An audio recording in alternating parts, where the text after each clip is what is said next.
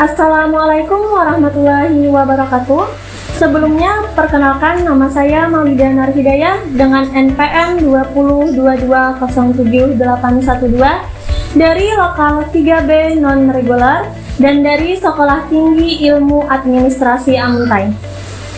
Selanjutnya, saya ucapkan terima kasih kepada dosen pengampu yang saya hormati, Bapak Jumadi SAPMT, dan juga saya ucapkan terima kasih kepada narasumber yang saya hormati, Ibu Nur Hasanah SPD, yang telah bersedia meluangkan waktunya menjadi narasumber dalam wawancara untuk penilaian ujian akhir semester mata kuliah komputer. Ya, sama-sama. Kemudian, untuk mempersingkat waktu, langsung saja saya mulai. Menurut Ibu, apa peluang yang didapat oleh orang atau masyarakat saat ini dengan menggunakan sistem aplikasi pendidikan secara online? Sebenarnya kalau membahas tentang peluang itu sebenarnya banyak sekali. Ya, tapi yang saya mau jawab ini to the point saja ya, intinya salah satu peluangnya karena solusinya ya, bukan ini.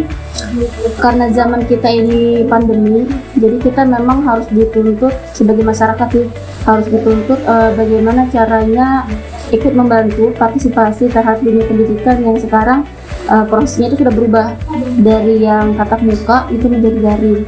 Nah, jadi peluangnya itu cukup besar sebenarnya bagi para yang bisa membuat aplikasi digital khususnya untuk dunia pendidikan. Salah satunya itu peluangnya.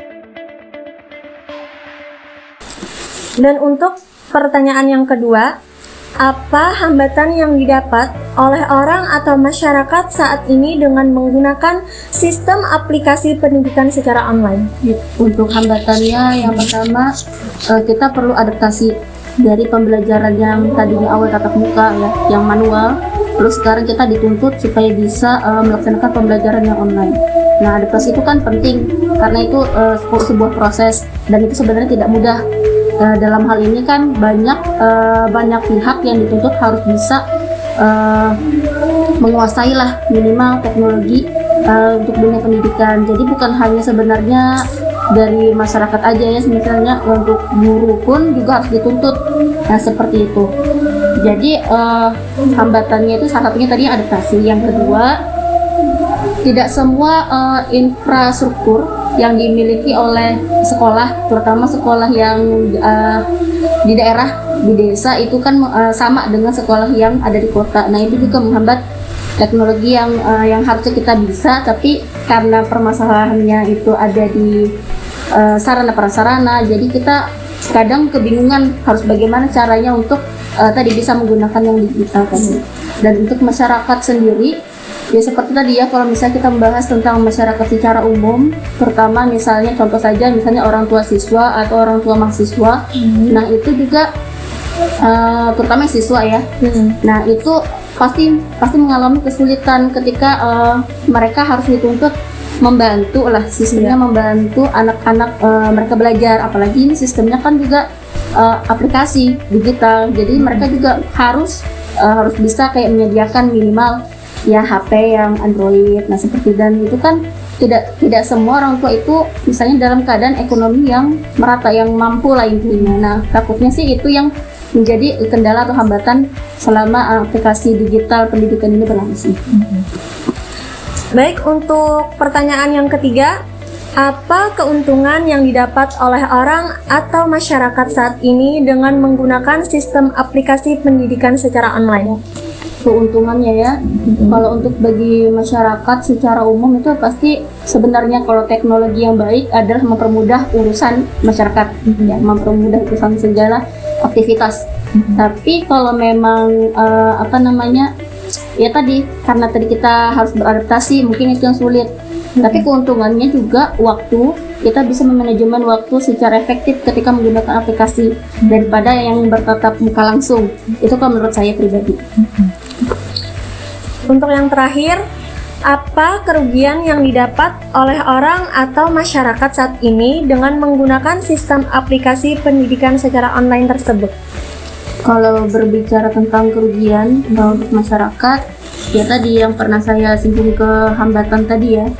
Kendalanya tuh kan dia minimal harus punya gadget ya, HP lah minimal.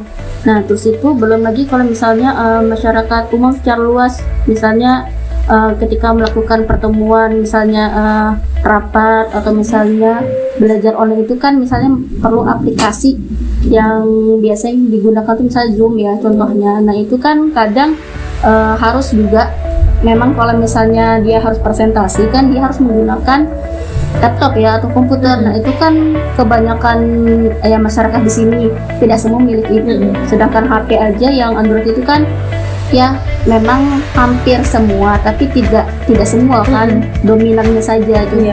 Apalagi ini kalau ditambah dengan laptop atau penggunaan laptop atau komputer, nah itu termasuk dari kerugian salah satunya. Selanjutnya juga tuntutan juga sih, tuntutan bagaimana caranya dalam lingkungan pendidikan itu harus bisa tadi melakukan pembelajaran itu secara daring tadi, atasnya ya juga itu termasuk salah satu ya kerugian. Karena menurut saya pribadi beda hasil belajar antara bertatap muka langsung yang sering sudah kita laksanakan sama yang daring ya, secara online itu termasuk kerugian menurut saya. Soalnya input yang dihasilkan itu tidak sesuai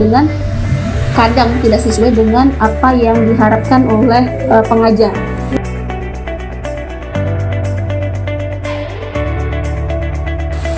Terima kasih Ibu atas waktu yang diluangkan serta jawaban yang diberikan, sehingga mampu menambah wawasan dan pengetahuan bagi saya. Ya, sama-sama. Saya Maulidah Nur Hidayah, izin pamit undur diri. Jika ada perkataan yang kurang berkenan, mohon dimaafkan.